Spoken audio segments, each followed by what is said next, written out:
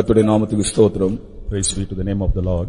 நாம் இந்த நாட்களிலே இயேசு கிறிஸ்துவின் 12 சீஷர்களை பற்றி தான் படித்துக் கொண்டிருக்கிறோம். In these days we have been studying about the 12 disciples of Jesus Christ. அவர்களுடைய வாழ்க்கை, அவர்களுடைய ஊழியம் எல்லா விதத்திலும் நமக்கு ஒரு மாதிரியாக இருக்கிறது. Their life and their ministries are in all ways models to us. கர்த்தருக்கு ஸ்தோத்திரம். Praise be to God. அப்போஸ்தலனாகிய பிலிப்பை பற்றி நாம் சில காரியங்களை கண்டோம். Last week we saw certain things about Apostle Philip. பிலிப்பு என்ற பெயர் ஒரு கிரேக்க பெயர். The name Philip is a Greek name. அந்த பெயருடைய அர்த்தம் குதிரைகளை நேசிப்பவன். The meaning of the name is the lover of horses. பிலிப்பு என்றாலே குதிரைகளை நேசிப்பவன். Philip means one who loves the horses. அப்படி குதிரைகளை நேசிப்பவன் இயேசுவை நேசிக்கிறவனாக மாறினான். He who loved the horses became the lover of Jesus. கர்த்தருக்கு ஸ்தோத்திரம். Praise be to Lord. குதிரை ஆவியல்ல மாம்சம் தானே என்று வசனம் சொல்லுகிறது. The word of God says that the horse is not spirit but flesh. ஆகையால் குதிரையை நேசிக்கிறவன் ஆவிக்குரியவனாய் இருக்க முடியாது. So he that loves the horse cannot be a spiritual person. குதிரையை நேசிக்கிறவன் ஆவியின் பலத்தை உடையவனாகவும் இருக்க முடியாது. And he that loves the horse cannot have the strength of the spirit. ரட்சிப்பதற்கு குதிரை விருதா என்று சொல்லப்பட்டிருக்கிறபடியால் குதிரையை நேசிக்கிறவன் ரட்சிக்கப்படவும் முடியாது. As horse is vain to save, he that loves the horse cannot be saved. கர்த்தருக்கு ஸ்தோத்திரம். Praise be to God. இவன் இயேசுவை நேசிக்கிறவனாய் ஊழியத்தை நேசிக்கிறவனாய் மாறினான். He became the one who loved Jesus and his ministry. இரண்டாவதாக இவன் பெத்சாய்தா ஊரை சேர்ந்தவன். கலிலேயாவிலே பெத்சாய்தா ஊரை சேர்ந்தவன். And he belonged to the town called Bethsaida in Galilee. Bethsaida பட்டணத்தை குறித்து இயேசு ஐயோ என்று சொன்னார் என்று நான் உங்களுக்கு சொன்னேன். Also I told you about that city Bethsaida. Jesus said, "Oh unto you." அந்த பட்டணத்தை பார்த்து ஐயோ என்று ஆண்டவர் சொன்னார். ஆனால் அதே பட்டணத்திலே இவன் ஆண்டவருக்கு சாட்சியாக மாறினான். Looking unto that city, God said, "Oh unto you." In the same city he became a testimony to God. பயங்கரமான சூழ்நிலைகள் மத்தியிலே சாட்சியாய் நாம் காணப்படும்படி ஆண்டவர் நம்மேல் விரும்புகிறார். Amidst terrible situations that we may be testimonies, God desires like that. இந்த பட்டணம் நியாயத்தீர்ப்புக்குரிய பட்டணமாக இருந்தது. ஆனால் இவனோ நியாயத்தீர்ப்புக்குரியவனாய் மாறாமல் ஆண்டவருக்கு சாட்சியாக மாறினான். This city was reserved for judgment but not becoming a part of judgment. கர்த்தருடைய ஆலோசனைக்கு கீழ்ப்படிந்து அவருடைய சித்தம் செய்ய நம்மை ஒப்புக்கொடுக்கும்போது நமக்கு நியாயத்தீர்ப்பு வராது. நியாயத்தீர்ப்பிலிருந்து நாம் தப்பித்துக் கொள்கிறோம். Obeying the counsel of God and we decide to surrender to that, we will not have judgment, we escape judgment. அடுத்தது அவனுடைய அழைப்பை பற்றி நாம் பார்க்கும்போது, next when we see about his calling, என்னை பின்பற்றி வா என்று இயேசு அவனுக்கு சொன்னார். Jesus told him, "Follow me." அந்த வார்த்தை மிகவும் ஆழமான அர்த்தமுடைய வார்த்தை. And that word has a deep meaning. நாம் சீஷர்களை பற்றி தொடக்கத்திலே நாம் படித்தோம். சீஷன் என்ற வார்த்தைக்கு எபிரேய பதம் மெத்தடஸ் என்று படித்தோம். In the initial stage we studied that the meaning of the word disciple, the Hebrew word is methodus. அந்த வார்த்தைக்கு 3 அர்த்தங்கள் உண்டு என்று உங்களுக்கு சொன்னேன். Also I told you that word has 3 meanings. முதலாவது பணிவிடை செய்கிறவன், அவன்தான் சீஷன். First of all, he that ministers is the disciple. பணிவிடையின் ஆவி இல்லாதவர்கள் இந்த ஊழியத்திலே வெற்றி பெற மாட்டார்கள். Those who don't have the spirit of ministering cannot be successful in this. இரண்டாவது சீஷன் என்றால் கற்றுக்கொள்பவன். Secondly, disciple means he who learns. கற்றுக்கொள்கிறவன், தன்னுடைய வாழ்க்கையிலே கற்றுக்கொள்கிறவன் தான் சீஷனா இருக்க முடியும். Only he who learns can be a disciple. மூன்றாவது அந்த வார்த்தையினுடைய அர்த்தம் பின்பற்றுபவன். Thirdly, the meaning of the word is he that follows. சீஷன் என்றால் பின்பற்றுகிறவன். Disciple means he that follows. நாம் 3 காரியங்களை பின்பற்ற வேண்டும். We have to follow 3 things. ஒன்று, இயேசுவின் சுபாவத்தை பின்பற்ற வேண்டும். First thing, we have to follow the nature of Christ. இயேசு கிறிஸ்து தன் சுபாவத்தை இந்த உலகத்துக்கு வெளிப்படுத்தும்படியாய் வந்தார். Christ Jesus came to this world to reveal his nature. அந்த சுபாவத்தை நாம் பின்பற்ற வேண்டும். And we have to follow his nature. என்னை பின்பற்றுவா என்று சொன்னால் அவருடைய சுபாவத்தை பின்பற்றுவதை தான் காண்பிக்கிறது. Follow me means following his nature. ஒரு மனிதனுக்கு இயேசுவின் சுபாவத்துக்கு மாறான எத்தனையோ சுபாவங்கள் உண்டு. For a man, against the nature of Jesus there are various other natures. நமக்கே தெரியும் நமக்குள்ள என்னென்ன சுபாவங்கள் இயேசுவின் சுபாவத்துக்கு அந்நியமாய் இருக்கிறது என்று நமக்கே தெரியும். We ourselves know what are the nature in us that are contrary to the nature of Christ. ஆனால் அவரை நாம் பின்பற்றும்போது அவருடைய சுபாவங்களை பின்பற்றுகிறோம். When we follow him, we follow his character. இரண்டாவது, அவர் சில மாதிரியை நமக்கு வைத்து போனார். அந்த மாதிரிகளை பின்பற்றுகிறோம். And secondly, he has kept some models and we follow those models. அந்த மாதிரியிலே 4 காரியங்கள் உண்டு. In the model there are 4 things. ஒன்று, அவர் ஞானஸ்நானம் எடுத்தார். நமக்கு மாதிரியாக அவர் ஞானஸ்நானம் எடுத்து காண்பித்தார். The first one, as a model to us, he took baptism. இயேசு ஞானஸ்நானம் எடுத்த காரணமே அவர் ஞானஸ்நானம் எடுத்து காண்பித்திருக்காவிட்டால் இன்றைக்கு ஞானஸ்நானம் அவரவர்கள் விவிதமான விதத்திலே எடுத்துக்கொண்டே இருப்பார்கள். Jesus took the model, showed the model by taking baptism. If he had not shown, they will be taking in their own way. இயேசு ஞானஸ்நானம் எடுத்து காண்பித்த பின்பு அப்படி எடுத்த பிறகும் கூட ஞானஸ்நானத்தினுடைய முறைமையை மாற்றிவிட்டார்கள். Though Jesus had himself taken baptism, they have changed the manner of baptism. நாம் இயேசுதான் நமக்கு மாதிரி. எப்படி ஞானஸ்நானம் எடுக்க வேண்டும் என்று கேட்டால் இயேசு எப்படி எடுத்தாரோ அதுபோல நாம் எடுக்க வேண்டும். As Jesus had taken baptism, in the same manner we have to take baptism. கர்த்தருக்கு ஸ்தோத்திரம். Praise be to God. முதலாவது நான் அந்த மாதிரியை பின்பற்றுகிறதிலே ஞானஸ்நானத்திலே தான் நாம் முதலாவது தொடங்குகிறோம். First of all, in following his model, we begin that at baptism. ஞானஸ்நானம் முழுக்க ஞானஸ்நானம் எடுக்காதவர்கள் யாராவது இருந்தால் நீங்கள் முழுக்க ஞானஸ்நானம் கண்டிப்பாக எடுக்க வேண்டும். Those who have not taken immersion by baptism, certainly you must take it. அடுத்தது இயேசு நமக்கு வைத்து போன மாதிரி ஒருவருடைய கால்களை இன்னொருவர் கழுக வேண்டும். Another model Jesus has kept left is we have to wash one another's யோவான் feet. 13ஆம் அதிகாரம் 15ஆம் வசனத்தை வாசித்து பாருங்கள். In John 13, நீங்கள் இதை பின்பற்றும்படிக்கு நான் இதை உங்களுக்கு முன்னே வைக்கிறேன் என்று சொல்கிறார். ஆண்டவரும் போதகருமாகிய நானே உங்கள் கால்களை கழுவினதுண்டானால் நீங்களும் ஒருவருடைய கால்களை ஒருவர் கழுவ கடவீர்கள். என்ன செய்ய வேண்டும் என்றால் உங்களுக்கு யாரோட ஆகலும் ஒரு சிறிய ஒரு வருத்தம் இருந்தாலும் நீங்கள் அந்த சந்தர்ப்பத்தில் அவர்களுடைய கால்களை கழுவலாம். If you have any bitterness with anyone, at that occasion you can wash their feet. அப்படி யாரோடு எந்த வருத்தம் அப்படி இல்லாவிட்டாலும் நீங்கள் ஒருவர் கால்களை ஒருவர் கழுவலாம். Even if you don't have such a bitterness, you can wash one another's feet. இயேசு அப்படி செய்தார். Jesus did like that. இப்படி நீங்கள் மாதிரியை உங்களுக்கு வைக்கிறேன் என்று சொன்னார். He said such a model like leave. கண்டிப்பாக இந்த கால் கழுகுற ஒரு அனுபவம் நமக்கு உண்டாக வேண்டும் சபையில. In the church we should have the experience of washing one another's feet. அது நானும் விரும்புகிறேன்.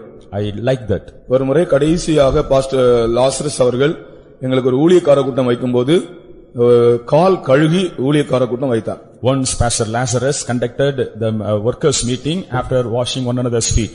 அவர் அங்கிருந்து சொன்னார், அப்போ பாஸ்டர் செல்வம் சென்டர் பாஸ்டர் இருந்தார், நான் அவருக்கு உதவியாக இருந்தேன். Pastor Selvam was the center pastor and I was helping him. அப்போ அங்கிருந்து போன் பண்ணி சொன்னார், கால் கழுகுற ஊழியமும் உண்டு என்று எல்லா ஊழியக்காரனும் கால் கழுக வேண்டும், அதை அரேஞ்ச் பண்ணுங்கன்னு சொன்னார். And he said that there is the ministry of washing one another's feet and please make arrangements for that. நாங்கலாம் அரேஞ்ச் பண்ணி வச்சோம். And we made arrangements for that. நேரா மெட்ராஸ்ல இருந்து கார்ல வந்து இறங்கின உடனே அந்த கால் கழுகுறதுக்கு எங்க அரேஞ்ச் பண்ணிருக்கீங்கன்னு கேட்டார். அதை கொண்டு போய் காட்டணும், எல்லாம் மாற்றிட்டார். When he came there from Chennai straight, he went and looked at the arrangements and he changed everything. இப்படி இல்ல செய்ய வேண்டியது, இப்படிதான் வைக்கணும், இப்படிதான் செய்யணும். Not like this, but it should be followed in this way. அப்பதான் பாஸ்டர் செல்வன் சொன்னார், இவர் ஆவிக்குரிய சகல காரியத்திலும் கீழிருந்தே கற்று மேல வந்தவர், இவர் தப்பிச்சுக்க முடியாது இவர் முன்னால. We cannot escape from him because he has learned every spiritual thing from the lower level to higher level. அந்த ஒழுங்கின்படியே அந்த பாத்திரம் எப்படி இருக்கணும், அந்த கழுகுற பாத்திரம் எப்படி இருக்கணும், அந்த டவல் எப்படி இருக்கணும், அதெல்லாம் சொல்லி, துடைக்கிற டவல் எப்படி உட்காரணும், எப்படி கழுகணும், அதெல்லாம் சொல்லி கொடுத்தார் ஊழியக்காரங்களுக்கு.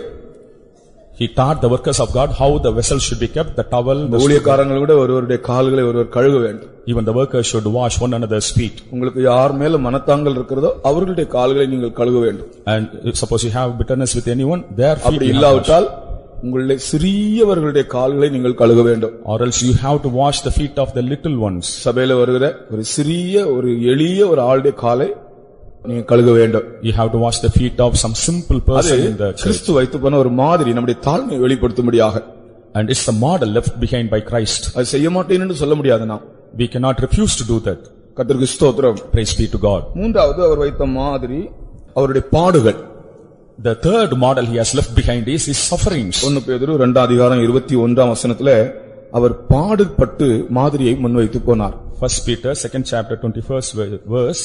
இதற்காக நீங்கள் அழைக்கப்பட்டும் இருக்கிறீர்கள், ஏனெனில் கிறிஸ்துவும் உங்களுக்காக பாடுபட்டு நீங்கள் தம்முடைய அடிச்சுவடுகளை தொடர்ந்து வரும்படி உங்களுக்கு மாதிரியை பின்வைத்து போனார். நீங்கள் அடிச்சுவடுகளை பின்பற்றும்படி உங்களுக்கு மாதிரியை வைத்து போனார். He has left us an example that we may follow his steps. கர்த்தருக்கு ஸ்தோத்திரம். Praise be to the Lord. உங்களுக்காக பாடுபட்டு அந்த இடத்துல கிறிஸ்துவின் பாடுகள் நமக்கு மாதிரியாக இருக்கின்றன. Here the sufferings of Christ are model to us. இயேசு கிறிஸ்துவை பின்பற்றுவது என்று சொன்னால் அவரை போல நாம் பாடுபடுவதை தான் காண்பிக்கிறது. Following Jesus Christ means suffering like him.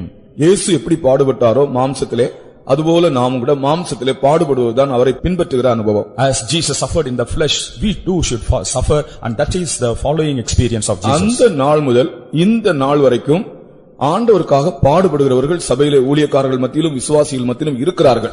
Since then till today there are among workers and believers there are people those who suffer. அவர்களுக்கு சொல்லிக் கொடுக்க வேண்டிய அவசியமே இல்லை. They need not be taught at all. அவர்கள் பாடுபடுதலின் ஆவி உடையவர்களாகவே காணப்படுகிறார்கள். They are found to be having the spirit of suffering. கர்த்தருக்கு ஸ்தோத்திரம். Praise be to the Lord. அந்த மாதிரி என்பது அவருடைய பாடுகளை நாம் பின்பற்றுவதை காண்பிக்கிறது. This model is following his sufferings. அடுத்தது இன்னொரு காரியம் அவர் நமக்கு மாதிரியாக வைத்து போனார். He has also left another model to us. அதான் ஏக சிந்தை. ரோமர் 15 அதிகாரம் 6 வசனம். அவர் மாதிரியாக நமக்கு வைத்து போனது ஏக சிந்தையை மாதிரியாக வைத்து போனாராம். In Romans 15:6 he said that the oneness of mind as a model. பொறுமையையும் ஆறுதலையும் அளிக்கும் தேவன் கிறிஸ்து இயேசுவுடைய மாதிரியின்படியே நீங்கள் ஏக சிந்தை உள்ளவர்களாயிருக்கும்படி கிறிஸ்து இயேசுவின் மாதிரியின்படியே நீங்கள் ஏக சிந்தை உள்ளவர்களாயிருக்கும்படி that you may be as a model of Christ Jesus. அதாவது இயேசு கிறிஸ்து பிதாவோடு ஏக சிந்தையாக இருந்தார். Jesus Christ with the Father was having one mind. அதே போல நாமும் ஏக சிந்தை உள்ளவர்களாக இருக்க வேண்டும் என்று மாதிரியை முன்வைத்து போயிருக்கிறார். Similarly that we may also have oneness of mind, he has left a model. நாம் எந்த சந்தர்ப்பத்திலும் நாம் வீட்டிலோ அல்லாவிட்டால் சபையிலோ நாம் ஏக சிந்தை உடையவர்களாக இருக்க வேண்டும். At home and also in the church, at all occasions we should have oneness of mind. அதுதான் கிறிஸ்துவை பின்பற்றுவது. And that is called following Christ. புருஷன் மனைவி ரெண்டு பேரும் வீட்டிலே ஏக சிந்தை இல்லாவிட்டால் நீங்கள் கிறிஸ்துவை பின்பற்றவில்லை என்று அர்த்தம். Husband and wife, if they don't have oneness of mind, they have not following Christ. அதுபோல தகப்பன் பிள்ளைகள் நீங்கள் ஏக சிந்தை இல்லாவிட்டால் நீங்கள் கிறிஸ்துவை பின்பற்றவில்லை என்றுதான் அர்த்தம். Similarly between the father and children, if they don't have oneness of mind, it means they don't follow Christ. அதே போல நீங்கள் ஒருவருக்கொருவர் நமக்கு ஏக சிந்தை இல்லாமல் போனால் நாம் கிறிஸ்துவை பின்பற்றவில்லை என்று அர்த்தம். Similarly amidst us, if we don't have the oneness of mind, it means we don't follow Christ. நமக்கு அனுகூலமான காரியங்களிலே நாம் ஏக சிந்தையா இருப்பது மட்டுமல்ல, நமக்கு பிரதிகூலமான காரியங்கள் வரும்போது கூட இந்த ஏக சிந்தை நஷ்டப்பட்டு போகாதபடி நாம் காக்க வேண்டும். Not only when there is favorable situation we preserve the oneness of mind, and also when it is unfavorable we have to preserve it. பொதுவாக மனிதனுடைய இயல்பு என்னவென்றால் அனுகூலமான சூழ்நிலைகளிலே ஏக சிந்தையாக இருப்பார்கள். The nature of man is during the favorable situation they will have oneness of mind. ஆனால் நம்முடைய எதிர்பார்க்குதலுக்கு விரோதமாக மாறாக பிரதிகூலமான சூழ்நிலைகள் வரும்போது அந்த ஏக சிந்தை நஷ்டப்பட்டு போகும்.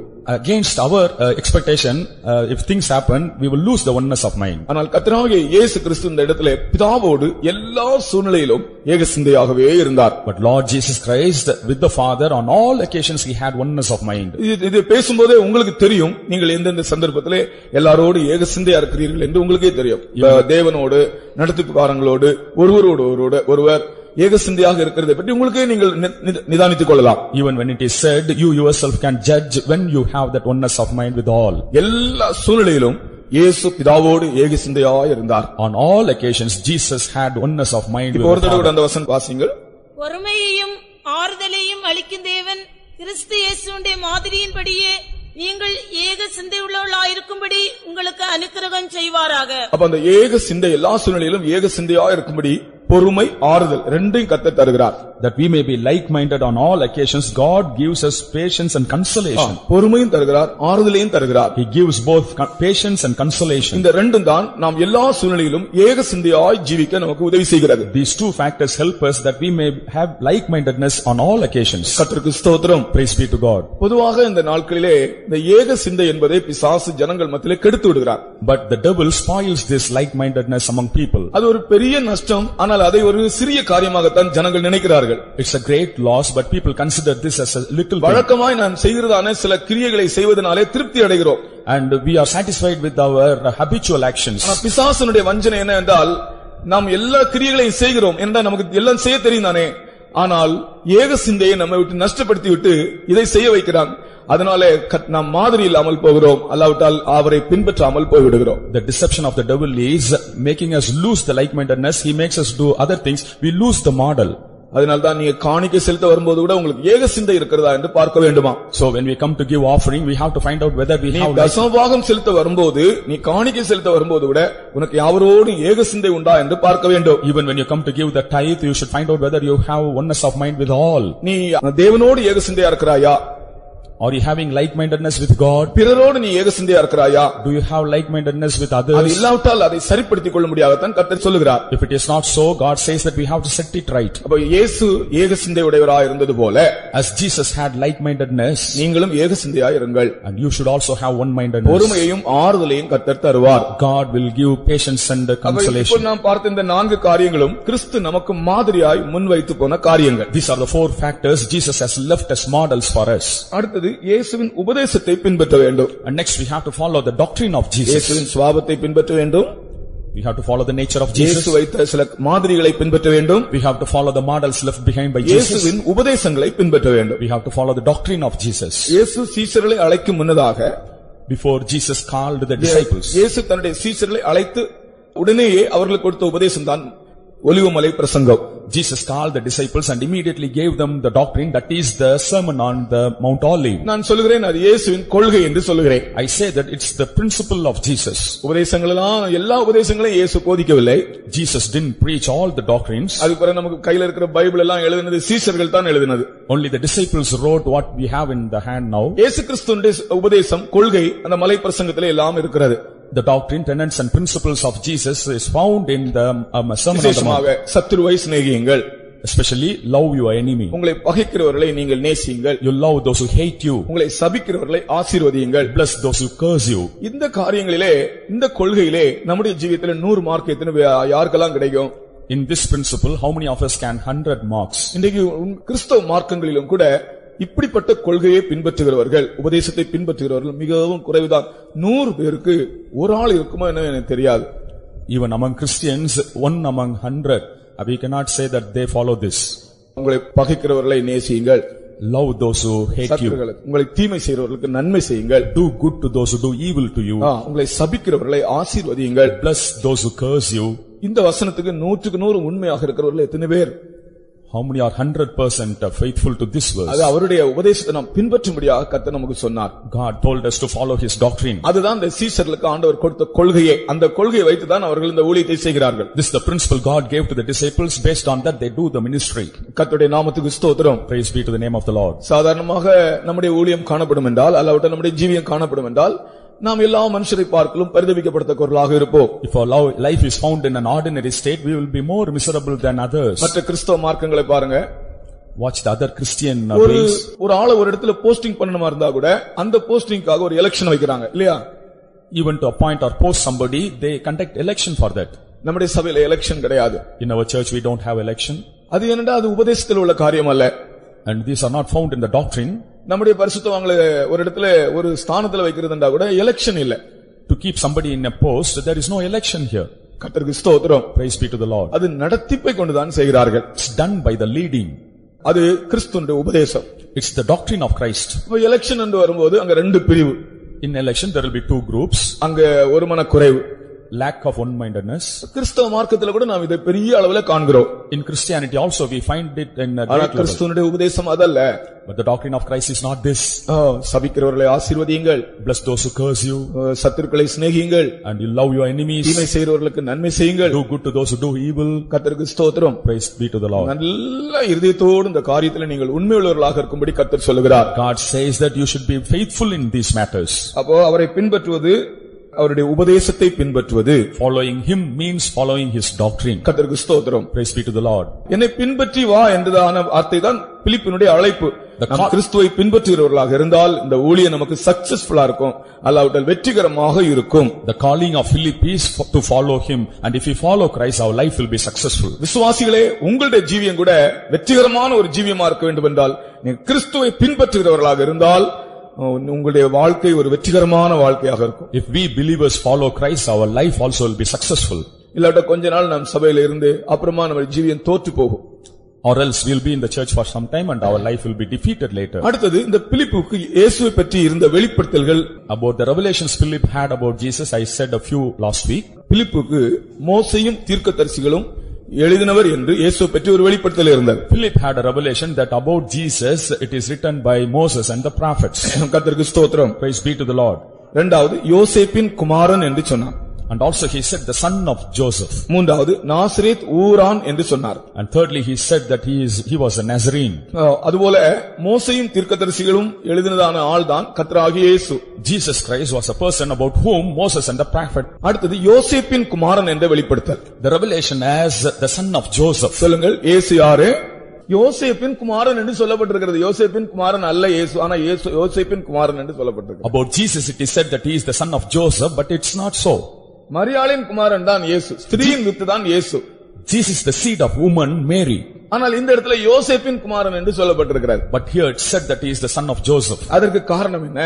What's the reason for அந்த that? வார்த்தையினுடைய அர்த்தம் என்ன? And what's the meaning of the word? அதிலே 3 அர்த்தங்களை சொல்லுகிறேன். I give 3 meanings for that. யோசேப்பு ஈசாயின் குடும்பத்தில் தோன்றினவர்.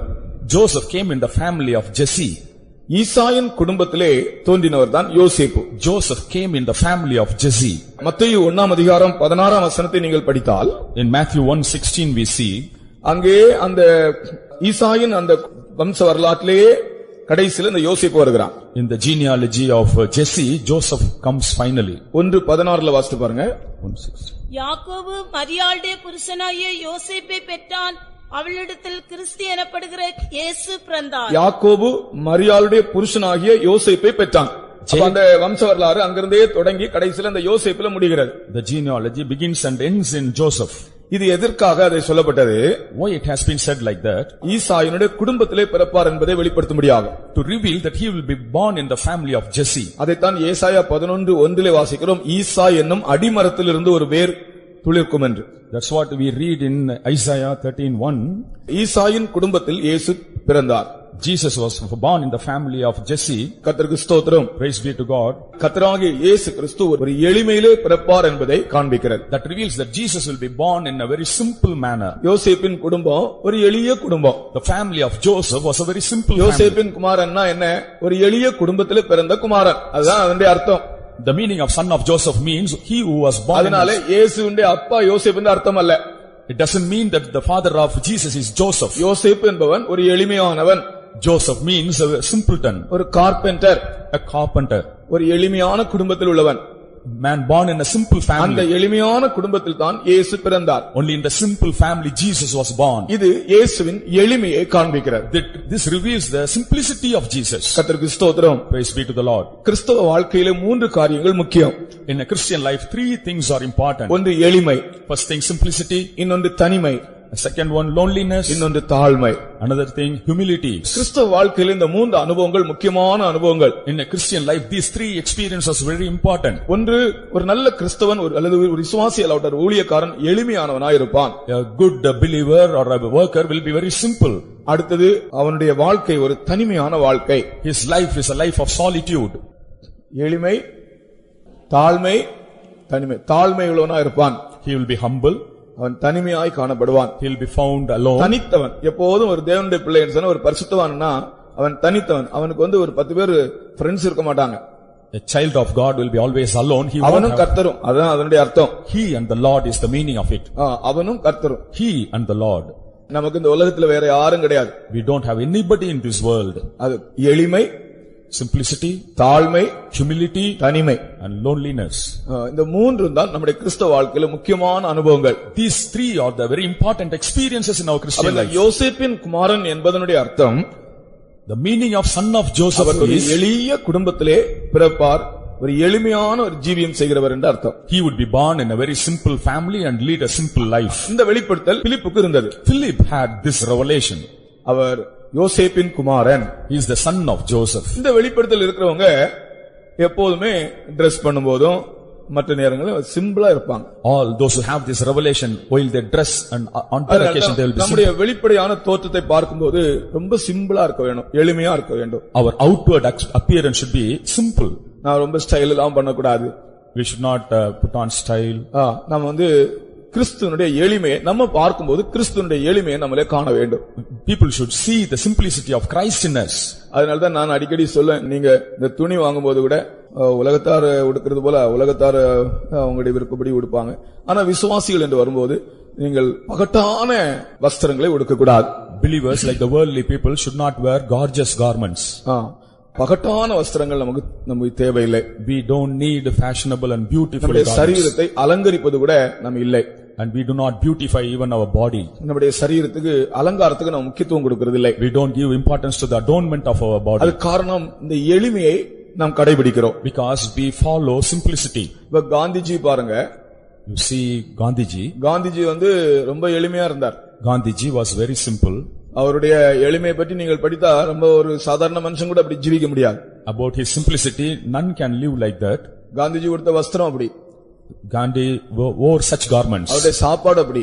His food was like that. அவருடைய ஜீவியம் ஒரு எளிமையான ஜீவியம். His life was a very simple life. கர்த்தருக்கு ஸ்தோத்திரம். Praise be to the Lord. நாட்டுக்காக அப்படி ஒரு எளிமையான ஜீவியம் செய்திருக்கிறார். For the sake of a nation, he led such a simple life. ஒரு முறை காந்தி 3rd கிளாஸ்ல வந்தாராம். Once Gandhi was traveling in 3rd class. அந்த நாட்கள்ல ட்ரெயின்ல 3rd கிளாஸ் இருந்தது. In those days in the train there was 3rd class. அப்போ இறங்கின உடனே ஸ்டேஷன்ல இறங்கின உடனே பத்திரிகை நிருபர்கள் நீங்க தேசத்திலே ஒரு முக்கியமான ஆள் ஆச்சுட்டே ஏன் நீங்க 3rd கிளாஸ்ல வந்தீங்கன்னு கேட்டாங்களாம் இந்த பத்திரிகை நிருபர்கள். The reporters asked, you are a great person in the nation, why did you come in 3rd class? அவர் சொன்னாராம் 4th கிளாஸ் இல்லாதனால 3rd கிளாஸ்ல வந்தேன்னு சொன்னாராம். He had replied as there was no 4th class, I had come in the 3rd class. அப்ப அவர் எந்த நிலவரத்துக்கும் தன்னை தாழ்த்துற ஒரு ஆளாக இருந்தார். He was a man, he could humble himself. தன்னுடைய சாப்பாடு பிளேட்டை தானே கழுவார். நான் சொல்றேன் நீங்க சாப்பிடுற பிளேட்டை நீங்களே கழுவணும், இன்னொரு ஆள் கழுவுறது கொடுக்க கூடாது. You have to wash your plates in which you eat. நாம் சாப்பிடுற பிளேட்டை நாம் தான் கழுவணும். We have to wash our own plates. கர்த்தருக்கு ஸ்தோத்திரம். Praise be to the Lord. பிள்ளைகளுக்கு சொல்றேன் நீங்க சாப்பிட்டுட்டு உங்க அம்மா கழுவான்னு சொல்லிட்டு போட்டு வரக்கூடாது. நீ போய் வாஷ் பேஷன்ல போய் உன்னுடைய சாப்பிட்ட பிளேட்டை கழுவி கொண்டு போய் வைக்கணும். Children should wash their own plates and not allow the mother to wash it. இப்பவே நீங்கள் அதை பழக வேண்டும். Even now you have to learn it. நம்முடைய பர்சனல் காரியங்களை நாமே செய்ய வேண்டும். We have to do our own personal தன்னுடைய துணியை அவரே துவைப்பாராம். And he would wash his own clothes. Gandhiji எழுதினதான the autobiography of M.K. Gandhi இந்த புத்தகத்துல செல்ஃப் ஹெல்ப் என்கிறதான ஒரு பகுதி. அவருடைய வேலைகளை அவரே செய்வாராம். அவருடைய துணி அவரே துவைப்பாராம். அவருடைய கக்கூஸ் அவரே எடுப்பாராம். இப்போ இந்த மாதிரி ஃபிளஷ் அவுட் கிடையாது. அப்போ எடுக்கிற கக்கூஸ் தான் எடுத்துட்டு போறதானே. அதாவது கக்கூஸ் எடுக்கிறதுக்கே ஆட்கள் இருப்பாங்க, அவங்க எடுத்துட்டு போவாங்க. அப்படி வேற ஆட்களை வச்சு எடுக்கிறது அவருக்கு இஷ்டம் இல்லை. அவருடைய கக்கூஸ் அவரே எடுத்துட்டு போவாராம். Gandhi in his autobiography he has written that he would do his own work. இப்படி வெளிப்படையாக இந்த மாதிரி காரியங்கள்ல அவர் ஒரு எளிமையை காண்பித்தார். Outwardly he revealed simplicity in this தேசத்துக்காக, for the sake of the nation. ஆனால் இயேசுவின் எளிமை என்பது இதை எல்லாவற்றையும் விஞ்சி நிற்கிறது. But the simplicity of Jesus surpasses all these things. Mahatma காந்திக்கு அவ்வளவு எளிமை இருந்த போதிலும் அவர் ரட்சிக்கப்படவில்லையே. Though Gandhi was so simple, he was not saved. அதான் எனக்கு ரொம்ப துக்கமா இருக்கு. காந்தி ரட்சிக்கப்பட்டிருந்தாருன்னா எவ்வளவு மேன்மையா இருந்திருக்கும். If Gandhi had been saved, how good it would have been. அவருக்கும் சுவிசேஷம் அறிவிக்க 2-3 தருணங்களை கர்த்தர் கொடுத்தார். God gave opportunities for him for the gospel. ஆனால் கர்த்தராகிய இயேசு கிறிஸ்துவை தான் அவர்தான் மெய்யான தேவன் என்று அவர் ஏற்றுக்கொள்ளவில்லை. But he didn't accept Lord Jesus as the true God. ஆகையால் ரட்சிப்பில்லாமலேயே அவர் இந்த உலகத்தை விட்டு கடந்து போனார். So without salvation he passed away. உலகத்திலே அவர் ஒரு தாழ்மையான ஆளாக இருந்தார். In the world he was humble. எளிமையான ஆளாக இருந்தார். He was simple. அதிகமாய் செலவு பண்ண மாட்டார். He would not spend much. தேசத்துக்காக அப்படி ஜீவித்தார் எளிமையாக. He lived for the sake of the nation like that. நாம் கூட கர்த்தருக்காக நாம் ஜீவிக்கும்போது ஒரு எளிமை நமக்கு தேவை. யோசேப்பின் குமாரன் என்று வெளிப்படுத்தல். இயேசு யோசேப்பின் குமாரன். யோசேப்பு ஒரு கார்பெண்டர், முழு உலகத்தின் ரட்சகர், சாதாரண குடும்பத்தில் பிறந்தார். அந்த வெளிப்படுத்தல் பிலிப்புக்கு இருந்தது. அதனால நான் நினைக்கிறேன் பிலிப்பு கூட ரொம்ப சிம்பிளா தான் ஜீவிச்சிருப்பார். Philip had the revelation that the savior of the world was born in the family of carpenter. I think Philip too would have been simple. கர்த்தருக்கு ஸ்தோத்திரம். Praise be to the Lord. கர்த்தர் தாமே இந்த நாட்களில் நமக்கு அந்த எளிமையை நம்முடைய அனுபவமாக்க உதவி செய்வாராக. May God help us to have simplicity as our experience. பிள்ளைகளுக்கு நீங்கள் அதை சொல்லிக் கொடுக்க வேண்டும். And we have to teach the children about this. தாவீதை பாருங்கள். தாவீது கூட இந்த கிறிஸ்துவின் ஆவி உள்ளவர்தான். And David also had the spirit of Christ. தாவீது ஒரு டம்பாச்சாரமான ஜீவியம் செய்யவில்லை. And David didn't lead a sumptuous life. சாதாரண எளிமையான ஜீவியம் செய்தார். And he was leading an ordinary life. தாவீது தன்னுடைய நாட்கள்ல குதிரையில ஏறல தெரியுமா? And David go on horseback. தாவீது கழுதையில தான் போயிருக்கான். And David went on asses. நான் அப்படிதான் விளங்கிக் கொள்றேன் பைபிள் வாசிக்கும் போது. I to advise you to do so. தாவீது குதிரையில ஏறல, கழுதை தான் அவனுக்கு வாகனம். David didn't use a horse as the vehicle, but as was his vehicle. இயேசு கிறிஸ்துவோட கழுதையில ஏறினாரா குதிரையில ஏறினாரா? கழுதையில ஏறினார். Jesus also went ஆனா on. தாவீதுடைய குமாரன் சாலமோன் வந்தோடனே அவனுக்கு கழுதையில எல்லாம் ஏறது விருப்பம் இல்ல. அவனுடைய தேசத்தில் உள்ள குதிரையில அவன் வெளிநாட்டில இருந்து குதிரைகளை கொண்டு வந்தானா.